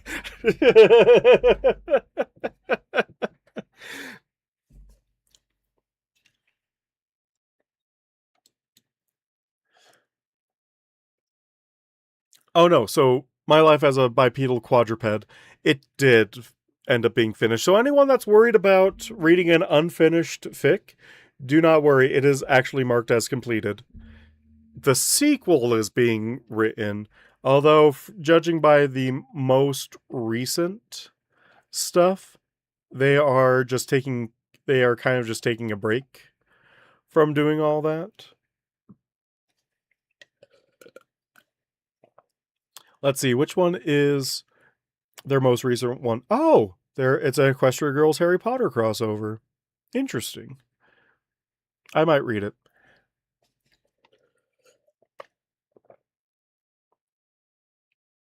When the sunset's shimmer left Celestia's tutelage, she entered the magic mirror she had shown in her dreams coming true, but instead ending up in a similar mirror version of Canterlot. Strange school of magic, an esoteric, arcane, and clumsy kind of magic, but a potent one nonetheless. Disoriented and her mission somewhat derailed, Sunset is nonetheless determined to become an alicorn. She has glimpsed eternity and will continue to pursue it. Whether the magics of the School of Hogwarts will aid her or not remains to be seen. But simply, this is my attempt at making a power fantasy entertaining. Oh, interesting, interesting.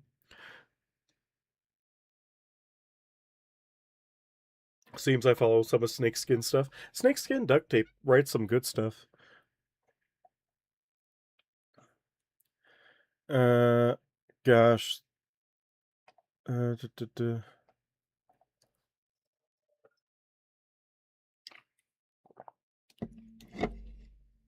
But yeah, anyway. Yeah, the upstairs already made. So there's more to do, but I've done enough for this week. That's honestly a mood that I feel every single day. Even even though it's like, I have so much left to do. I work 12 hours today. I'm not going to do any of that. The people that can work 512s and still manage to do something outside of work, I honestly applaud them because I do not have nearly enough energy to do what they all do. And my job's a fairly simple one. It just takes up literally all of my time. Just honestly, all of it.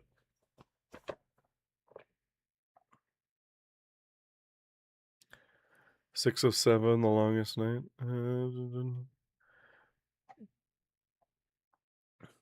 Another one that I read ages ago that never got finished. I think it was another crossover by DJ Skywalker.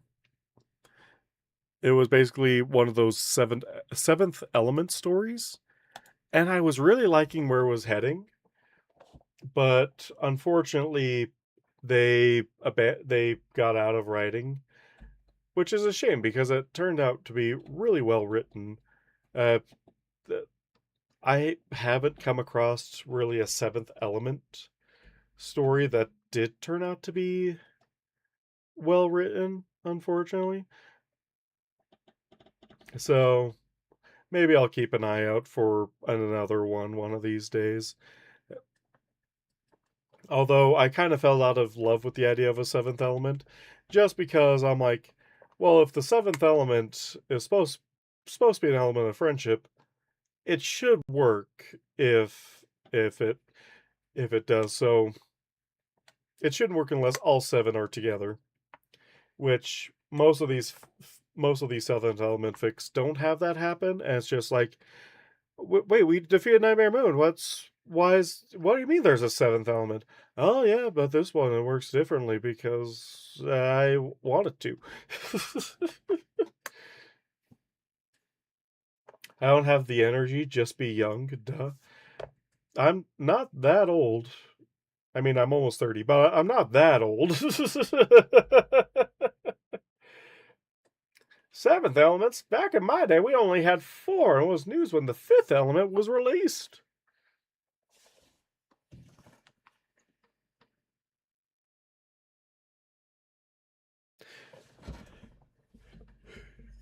There's so many different styles of fix, but yeah, I think the ones that I really enjoy now are just OG characters in an OG setting.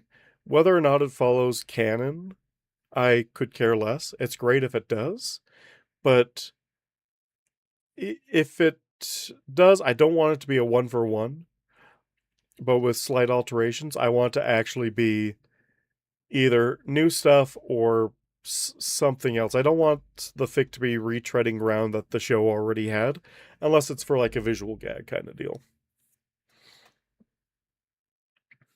Almost 30 is ancient. My coworker, who's not even 29, has 3 kids. Thus, he's old. Thus, all people his age are walking dust. Well, don't tell V Drake that, or else he might crumble immediately. Read a fic where the CMC wanted to attend magic school, so they asked their square for help. Turns them human Samsung. Yeah, I've seen that one bounce around sometimes. Never really got into that one either. I couldn't believe, despite my birthday, I'm still considered somewhat young on this server. Yay, you and me, comma. Let's go. Also, everyone wish comma happy birthday. It was a little bit ago, but hey, better late than never, right? Happy birthday to another author. Yay. He's a floating cloud of dust, a lich. Oh man. Oh, speaking of liches, another story that I wish would get updated, but I think the author has decided that they don't want to write in this universe anymore, is Necromancy for Fools 2. Necromancy for Fools 1 was a great fic. I really loved the more medieval version of Equestria that they built up. Also, the idea of necromancers being a thing, but natural born necromancers being an issue is is a great great idea. And then the second story, like it had some weird things about it, but honestly, I can overlook them because I'm like, oh, it's more story. More I want more story in this universe. And then it kind of fell apart. I think it fell apart mostly after he accidentally uh, him accidentally killing like half the people in Ponyville. That complete accident. He was trying to kill a Hydra. Or no, he was trying to get himself killed by a Hydra in order to regain his power. But unfortunately, the Hydra didn't die from him being able to regenerate himself. So it kind of went on a rampage, and it became a big problem. And so he has to live out in the desert. And honestly, it's great. It's kind of shown that he's the progenitor of like changelings and whatnot. Very very good stuff. Very good stuff. Uh,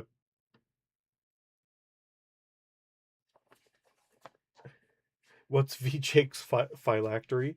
VJake's phylactery is uh, the video that Desk sent him ages ago uh, of Twilight's VA going idle hooves. How many times do I have to tell you? The trains are not alive. They will not eat you.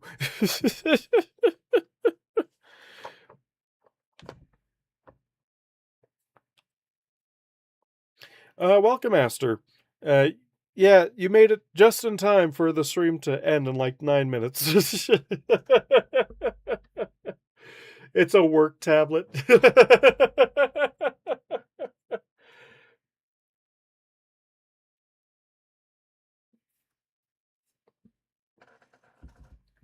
There's a very slowly updating story where a massive host of the Tomb of Kings of Kimari, Warhammer. Okay, arrive in the Crystal Empire and save from an army of constructs lit by Saul. Yeah. There's another story, uh, called. I think it's called Legion. Hold on, where it's where it's based on the book Bolo, which is basically advanced tanks from the future, uh, and after like a final battle and whatnot, they are like they were buried under crust and rubble, and Equestria is basically built on the remains of the human homeworld, and so they have to. So once they start getting reactivated, it becomes a tale of them trying to fit into a society, a peaceful society, even though they are machines of war.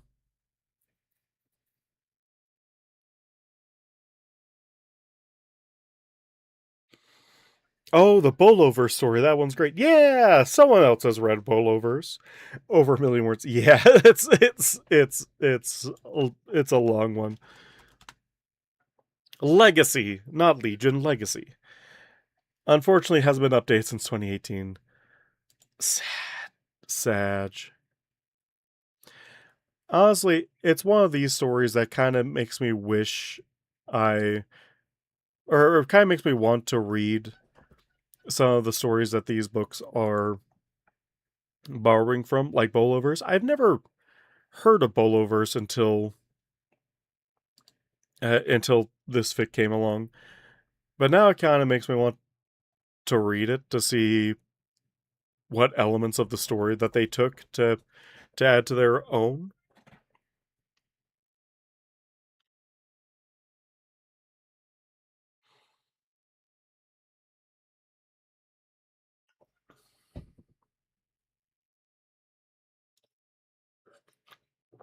There wasn't that much more to do. Most of the threads were tied off. Well, they just discovered a human. Like that's a major thread. They just basically revealed that. All the other threads, yes, they were tied off, but they just found like one of the last living people in the universe. And things were awakening deep below the soil that had laid dormant for centuries.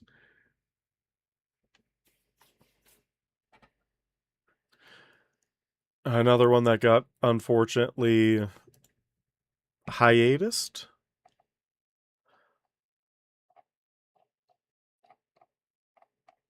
I think it got hiatused. Uh,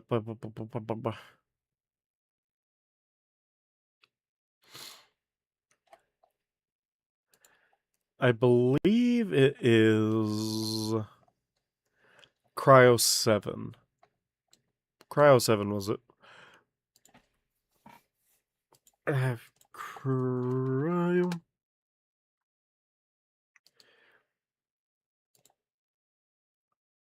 Another great space story if people want more space stories. Even though it is incomplete, I highly recommend it. Because there are definitely different arcs. It doesn't solve the main arc of the story, but it left in a good enough place that I don't think if he never comes back to finish it, it's going to do too much harm. Yeah, he hasn't been seen in like 4 years, so unfortunate that'll never be finished, but uh it was pretty good.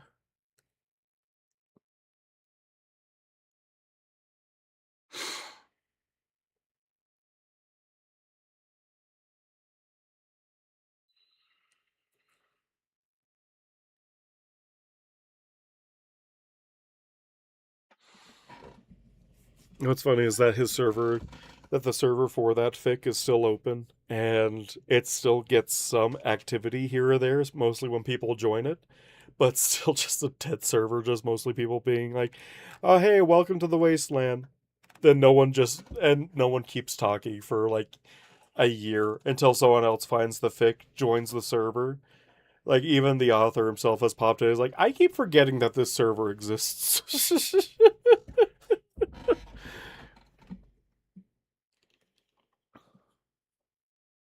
Yeah, that could have gone somewhere. It's like he started a new arc and then stopped. Yeah, that's pretty much what happened with Legacy. Unfortunate, but it that's what happens. It's unfortunate that a lot of long running fics, most of them just slowly peter out and die as the author loses interest in writing. Uh, I hope that doesn't happen to Changing of the Guard. Hopefully, I've talked with V, and he has a plan for where he wants to end. I won't say anything. I will just say that he has a plan, and we'll see where his characters take it from there. Because, like he said on previous live streams, it he intended the Canterlot wedding to happen way earlier in the fic, but then Idle took away his writing pad and started writing his own story. Rub it in everyone's face. Absolutely. Will do with full vigor.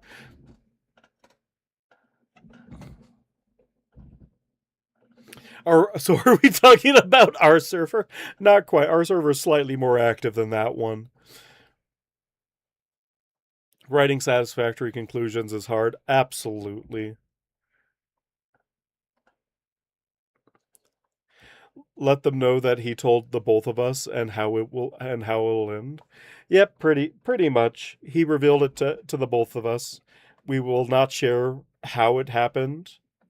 We will not share what happened at all. And we don't even know when it will. We don't even know when we'll reach the ending until we reached it. Honestly,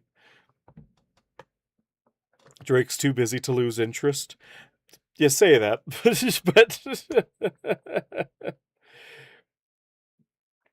but yeah, V knows how it'll end, and so it's one of those good things where a lot of fics. I've seen a couple of fics do it like this of when an author loses interest and continue writing, they'll post a last story being like, "Well, I'm not going to finish writing how to get to this part, but here's like basically the rough draft of how everything was supposed to go."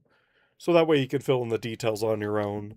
And like, while it's unfortunate that a story ends like that, at least there is some closure to the reader rather than it left hanging in the air. So we have no worries. If he doesn't finish, we'll know how it ends. Absolutely. And right now, I am producing chapters faster than he's writing them. So, yay for me. Woo. I've released 2 chapters in a year when he's only released 1.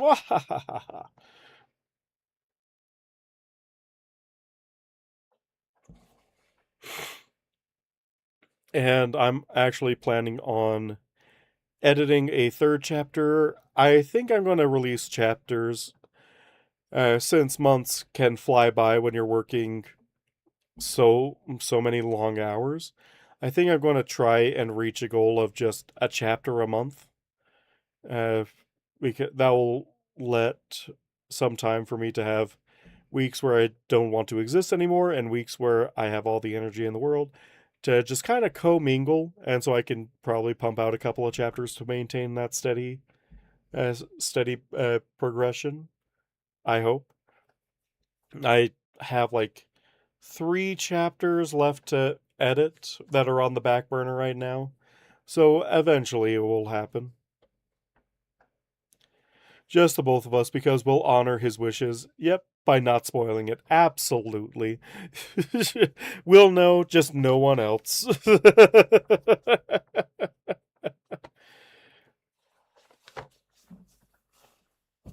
Yep, just the 2 of us.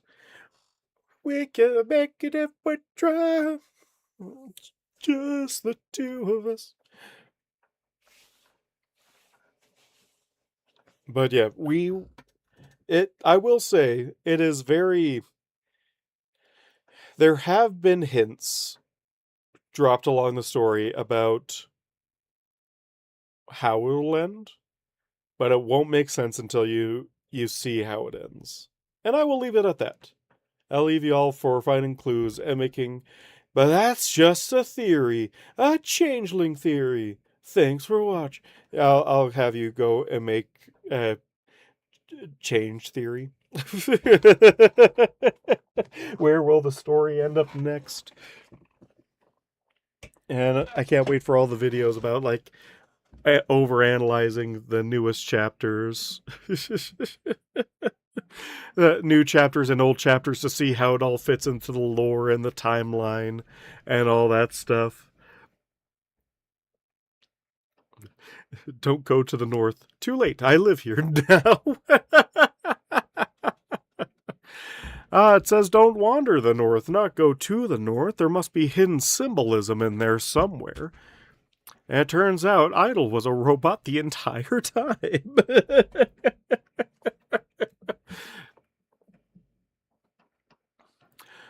Idol goes to a science fair with Topaz, and the pair accidentally gets blasted by a shrink ray, a la Honey, I Shrunk the Kids. Yeah, I could see something like that. It actually kind of reminds me of a different fic. It was, I think, one's Carapace wrote way back when. Basically, a machine that turns humans into ponies and gives them the personality of the pony that they're supposed to embody. But there is a different faction in that same universe, quote unquote. It's just changelings, and what happens is that they capture people, turn them into basically changeling nymphs, so that way they don't run out of their love energy too much, because sustaining a bigger body like an adult changeling will like kill any newly changed person in like a few days, because they'll just burn through all their energy maintaining a form that size.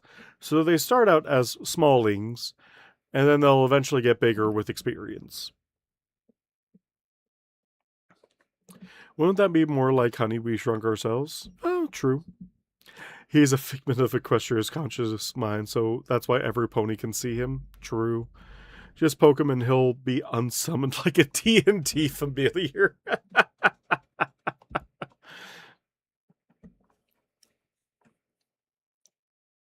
Oh gosh. Oh, I just realized I have been minimized Discord chat. Okay, no one's. Everything needs to end or people would just give up. True. Honestly, true. And although I do applaud the people that do make these longer fics, I just wish that they could, instead of making one super long fic, that they could either condense their ideas down or do multiple books, so that way it's a nice tight read, and they can take long breaks in between producing these longer stories, rather than being like, well, it's been like 3 years since he uploaded a chapter, he must have not wanted to do it. It's like, oh no, he's just continue writing, he finished this last book and he's working on the next one right now, kind of like what Viking ZX does with his fics. He doesn't publish that often, but when he does, he has the full story fully written out, pre-edited and whatnot, and then he just releases them on a chapter on a weekly basis until the whole fic is out. If Idol was a Final Fantasy / Kingdom Hearts summon, what would he do?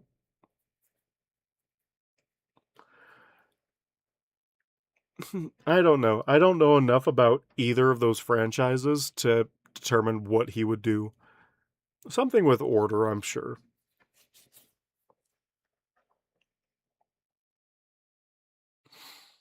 He'd offer advice. You know what? You're not wrong. If it was early Idol, he might dig a tunnel. And that's how you survive the blast. Idol used dig. It was super effective.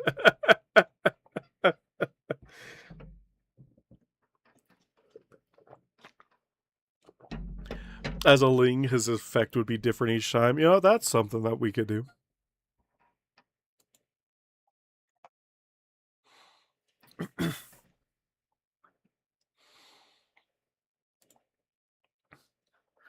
Dwarf Idol, he diggy diggy hole. He does diggy diggy hole.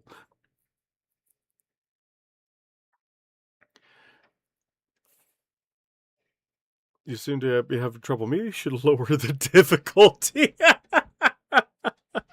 Oh gosh, Idol being a meta character would be so funny.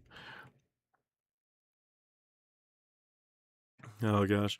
Well, anyways, it is getting late in the day for me. I have lots of things to do, little time to do it. So I shall end it here. But hopefully, I'm not making too many promises, but hopefully we shall have a stream next week, because I want to make sure everything's taken care of. There's a story about a dwarf that becomes a changeling. It's a good one so far. Oh, okay. I'll have to look into that one. Anytime I see dwarves being introduced, it's just kind of random. Very very random. Happy belated 4th. Yeah, happy 250. Oh, before I go, I have to tell a story. One of my friends, bless their heart, they did not realize it was America's 250th birthday, and they were very confused by it. They were very, very confused by it. They thought that, like, I don't know how they missed all the 250 signage everywhere, all over the place. They somehow did, and it wasn't until yesterday when we're like happy 250, and they're like 250 what? And their spouse had to basically, it's like, it's America's 250th, dear. Like, it was Oh, it was great.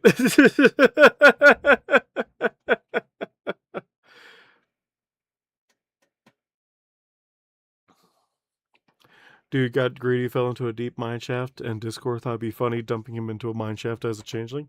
You know, sounds in person with Discord. So we have Discord. There was one story that I wish continued. Only had like 4 chapters in it, unfortunately. Where I think it's called Of Loyalty and Chaos. Where basically during the final battle, or when Discord was being turned to stone by the main six in modern day, he flung just a random shot of chaos magic, and that became the core being of a Pegasus.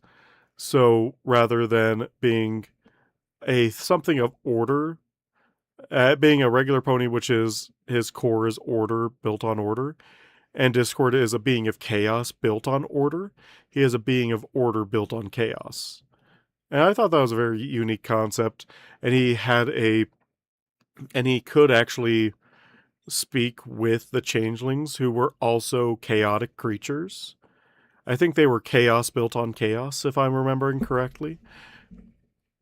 Unfortunately, it didn't get very far before it ended, but it was a very unique concept, and unfortunately, very unique concepts end very suddenly, especially during the early days. It was a good read while it was happening.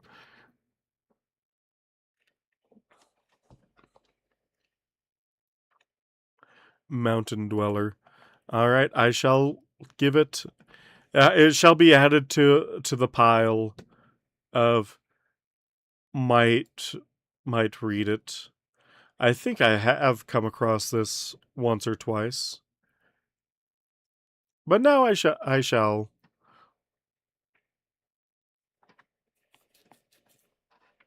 Anyway, I shall get heading off. So I will see y'all next time. Happy 4th of July and have a good one. Bye bye.